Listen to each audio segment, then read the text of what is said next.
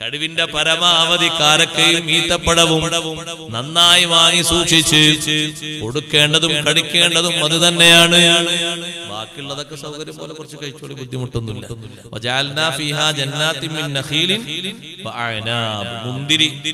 മുന്തിരി തോട്ടങ്ങളും നമ്മൾ ഇറക്കിയിട്ടുണ്ട്.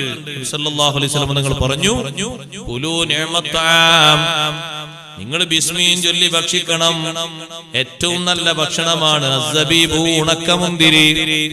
ഉണക്കമുന്തിരിയെ പറ്റി ഹദീസിൽ പറഞ്ഞപ്പോൾ യശുദ്ദുൽ അസുബാ, ഞരമ്പുകളെ അത് ഭദ്രമാക്കി തരും. ഞരമ്പുകൾക്ക്, നാഡീ ഞരമ്പുകൾക്ക് നല്ല ഫലം നൽകും. അതേ വയുത്ഫിഉൽ ഗളബാ, റബ്ബിന്റെ ദേഷ്യം അത് കെടുത്തിക്കളയും. വയുദ്ഹിബുൽ വസബാ, ക്ഷീണം മാറ്റിക്കളയും. വയുറുലിർ റബ്ബാ, റബ്ബിനെ തൃപ്തിപ്പെടുത്തും. വയുതയ്യിബുൻ നക്ഹതാ, ഉണക്കമുന്തിരി കഴിച്ചാൽ വായ്നാറ്റം കുറയും. ചിലര് ബ്രഷ് ചെയ്താലും ദുർഗന്ധ വാസനയുണ്ടാവും.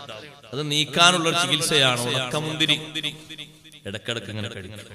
വയുദ്ഹിബുൽ ബൽഗം, കഫം നീക്കിക്കളയും. കഫം കൂടുതൽ വന്നിട്ടാണ് മിക്ക രോഗങ്ങളും വരുന്നത്.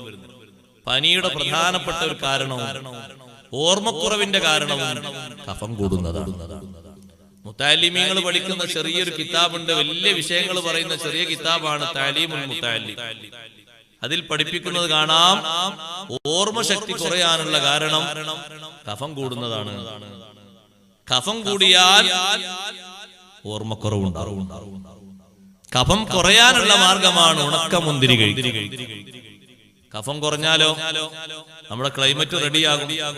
അപ്പൊ രോഗമൊന്നും ഉണ്ടാകില്ല, നല്ല ആരോഗ്യാവസ്ഥ ഉണ്ടാവും. അതുകൊണ്ടാണല്ലോ പരിശോധനാ ബോർഡിൽ 3 എഴുതി വെച്ചത്: കഫം, മലം, മൂത്രം. കഫവും പരിശോധിക്കേണ്ടത് തന്നെയാണ്. കഫം കൂടുതൽ വന്നാലും ബുദ്ധിമുട്ടാണ്.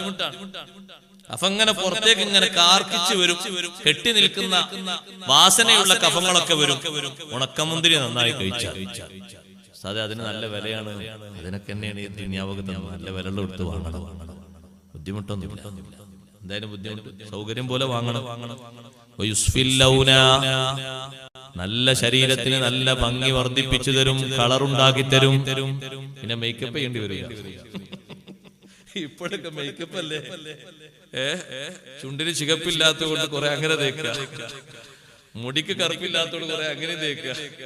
പിന്നെ ശരീരത്തിന്റെ പല ഭാഗങ്ങളും വെള്ളമില്ലാത്തതുകൊണ്ട് എന്താ ചെയ്യാ, ഒക്കെ വടിച്ച് വൃത്തിയാക്കിയിട്ട് വേറെന്തൊക്കെയോ കോയമ്പിട്ട് തേക്കുക.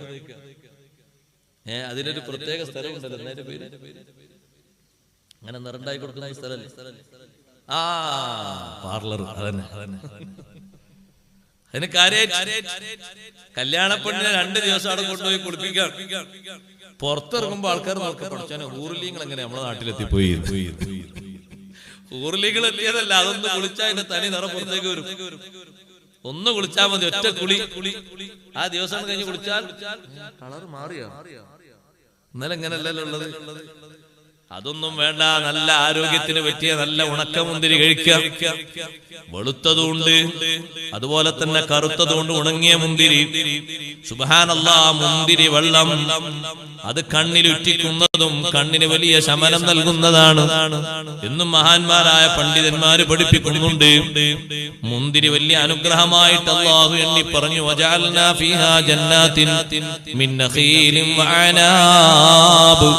ഭൂമിയിൽ നമ്മൾ സംവിധാനിച്ചു തന്നു ഈത്തപ്പനത്തോട്ടങ്ങളും മുന്തിരിത്തോട്ടങ്ങളും.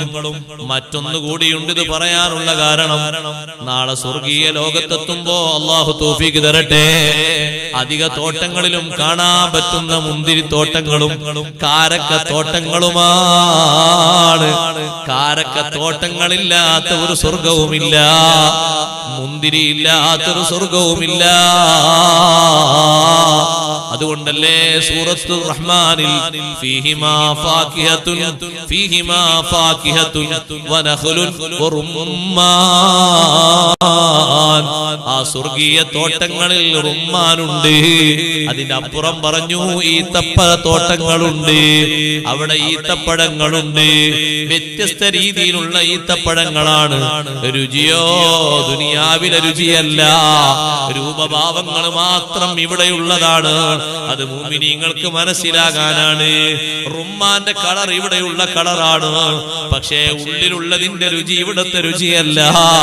ഉള്ളിലുള്ളതിന്റെ മോഡൽ ഇവിടുത്തെ മോഡലല്ല, മാറ്റമുണ്ട്. കളർ എന്തിനാണ് അല്ലാഹു അങ്ങനെ വെച്ചത് എന്നറിയോ? ആഗ്രഹിക്കാനും ആ ആഗ്രഹിക്കൊണ്ട് ഉമ്മാൻ ഇങ്ങോട്ട് കിട്ടാനുമാണ്. അതിനാണ് കളർ അങ്ങനെ വെച്ചത്. ഇവിടെയുള്ള വാഴ ആ രൂപത്തിലുള്ള വാഴയല്ല, സ്വർഗത്തിലുള്ളത് മാറ്റമുണ്ട്. പക്ഷേ ആ വാഴയിൽ ആ കുലകളിൽ നിറം വെച്ചിരിക്കുന്ന ദുനിയാവിലെ നിറമാണ്. ഇവിടെ സഹോദരങ്ങളെ വാഴ ഉണ്ടാകുമ്പോ അതിന്റെ മുകളിലാണ് നമ്മൾ കൊല കാണാറുള്ളത്. അതേ സമയത്ത് സ്വർഗത്തിൽ അങ്ങനെയല്ല. താഴ്ഭാഗം മുതൽ മുകൾ ഭാഗം വരെ അങ്ങനെയാണ്. സൂറത്ത് വാഖിയയിൽ പറഞ്ഞില്ലേ, അട്ടിയട്ടിയായിട്ട് താഴെ മുതൽ മുകൾ വരെ കുലകളാണ്. യഥേഷ്ടം പറിച്ച് ഭക്ഷിക്കാൻ പറ്റുന്ന രീതിയിലാണ്. പറിക്കുമ്പോ തീർന്നു പോകുന്നില്ല, അതേ സ്ഥാനത്ത് തന്നെ വീണ്ടും അവിടെ ഉണ്ടാവുകയാണ്. ആരെത്ര പറിച്ചാലും തീർന്നു പോകൂല. ഒരാൾക്കും കിട്ടാതെയാകൂല, തീർന്നു പോവുകയുമില്ല. ഇപ്പൊ ഈ സീസണിൽ ചിലത് കിട്ടൂല അല്ലേ? ചക്ക കിട്ടും ഞാൻ കുറച്ച് കഴിയണം അല്ലേ? അവിടെ അങ്ങനെ അവിടെ എല്ലാ സീസണിലും എല്ലാം ഉണ്ടാകും. ചക്കല്ലല്ലോ അവിടെ? 2 മാസം മുമ്പ് ചോദിക്കേണ്ട ഉസ്താദേ ഉണ്ടായിരുന്നു. അങ്ങനെ അവിടെ എല്ലാ കാലത്തും ആർക്കും കിട്ടാതെ ആയി പോകൂല. ആരും വില ഇങ്ങനെ കൂടിയിട്ട് വാങ്ങാതെ ആയി പോകൂല. നമ്മളിങ്ങനെ മാർക്കറ്റിൽ ചെന്ന് നോക്കി നല്ല പഴങ്ങൾ ഇരിക്കുന്നത് കണ്ടിട്ടൊക്കെ വാങ്ങണം ചോദിച്ചു. ആപ്പിളിനെന്താ? ആപ്പിളിന് ചെറിയ 250. 250. അപ്പൊ 1 കിലോ വാങ്ങാനും കൂടി ഒക്കൂല. 250 പൈസ. എന്നാ പിന്നെ ഒരാപ്പിൾ നോക്കുമ്പോ 1 കിലോ ആപ്പിൾ വേണ്ട. ഓറഞ്ചിനെന്താ? ഓറഞ്ചിന് വലിയ വ്യത്യാസമൊന്നുമില്ല. 200 അതിനുണ്ടോ? എന്നാ പിന്നെ അത് 1/4 കിലോ മതി. ചുരുക്കി വില ഓവറായിട്ട് പൊള്ളിയിട്ട് വാങ്ങാൻ പറ്റുന്നില്ല. അവിടെ ആ സന്ദർഭമൊന്നുമില്ല, എല്ലാവർക്കും കിട്ടും. അല്ലാഹു തൗഫീഖ് തരട്ടെ. ആ തോട്ടങ്ങളിൽ അധികം കാണാൻ പറ്റും. കാരക്കത്തോട്ടവും മുന്തിരിത്തോട്ടവും, അതെല്ലാം സ്വർഗ്ഗത്തിൽ. സ്വർഗം എന്ന് പറഞ്ഞാൽ ഒന്നല്ലല്ലോ, സ്വർഗത്തിന്റെ തോപ്പുകൾ കുറേ തോപ്പുകളുണ്ട്. സ്വർഗത്തിന് വ്യത്യസ്ത തോപ്പുകളുണ്ട്. അതിൽ പ്രഗത്ഭമായി പ്രശസ്തമായുള്ള തോപ്പുകളാണ് 8 സ്വർഗം അല്ലെ? 8 സ്വർഗം. അതേ സമയത്ത് സ്വർഗം ആകെ 8 ലോകമൊന്നുമല്ല, വിശാലമായി കിടക്കുന്ന ഒരു ലോകമാണ്, അനന്തമായി കിടക്കുന്ന ഒരു ലോകം. ആ തോപ്പുകളിൽ എല്ലാ തോപ്പുകളിൽ പോയി നോക്കിയാലും കാരക്കത്തോട്ടവും കാണും, മുന്തിരിത്തോട്ടവും കാണും.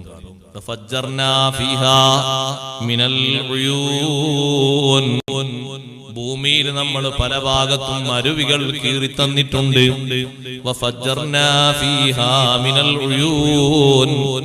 ജലക്ഷാമം അനുഭവിക്കാത്ത രൂപത്തിൽ ജീവിക്കാൻ ജനവാസ കേന്ദ്രങ്ങളിൽ മാത്രമല്ല, കാടുകൾക്കുള്ളിൽ പോലും വനമേഖലയിൽ താമസിക്കുന്ന പക്ഷികൾക്കും മൃഗങ്ങൾക്കും കുടിക്കാൻ പോലും ജലാശയങ്ങൾ അല്ലാഹു കീറിക്കൊടുത്തിട്ടുണ്ട്. അത് വലിയ അനുഗ്രഹമാണ്. ഭൂമിയിൽ ഒരുപാട് അരുവികൾ നമ്മൾ കീറിയിട്ടുണ്ട്. കിണറുകൾ ധാരാളമുണ്ട്. ആ കിണറുകളിൽ തന്നെ അത്ഭുതപ്പെടുത്തുന്ന കിണറുകളുണ്ട്. സുബ്ഹാനല്ലാഹ്. കിണറ്റിൽ ഉള്ള വെള്ളത്തിന് വലിയ പ്രത്യേകതയുണ്ട്. അതിനേക്കാളും വലിയ പ്രത്യേകത അരുവികളിലുണ്ട്. അതിനേക്കാളും വലിയ പ്രത്യേകത അതേ സമുദ്രങ്ങളിലുള്ള ജലാശയങ്ങൾക്കുണ്ട്. ഉപ്പുവെള്ളത്തിനല്ലേ പ്രത്യേകത കൂടുതൽ അല്ലേ? ഒരാൾ മരിച്ചു കഴിഞ്ഞാല് കുളിപ്പിക്കേണ്ട വെള്ളം ഏതാ? ഉപ്പുവെള്ളം എന്ന് പറഞ്ഞാൽ ഉപ്പിട്ട വെള്ളം എന്നല്ല, കടലിൽ ഉള്ള വെള്ളം.